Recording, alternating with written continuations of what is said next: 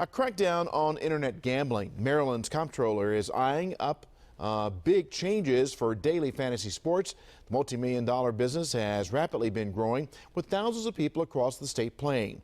WJZ's live Ritter sits down with Peter Franchot and has more on the proposed rules that could soon be in place. Rick?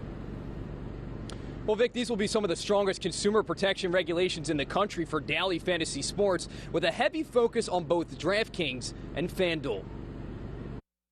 It's at the fingertips of millions of people nationwide. Between DraftKings and FanDuel, daily fantasy sports have a firm hold on Maryland. This is the fantasy football season. The sport is a new phenomenon, allowing players to draft an imaginary team and compete against others for money on a daily basis. I think people are in it for the quick rush. Now, the state's comptroller, Peter Franchot, is stepping in to regulate. We are now putting out the strongest consumer protection regulations in the country. Some of the proposed rules include a ban for players under the age of 18, a $1,000 deposit limit per month, and an order for companies to notify players of their potential tax obligations. A lot of people get in over their head, and they are risking more than they can afford in these competitions. Franchot is also eyeing up a way to put more experienced players into their own bracket. More than 200,000 people are playing daily fantasy sports in Maryland, and the comptroller says his goal is to make sure none of them are being taken advantage of. Jerry Wickstead of Baltimore has played for a few years now. You can kind of get in and get out. You don't have to play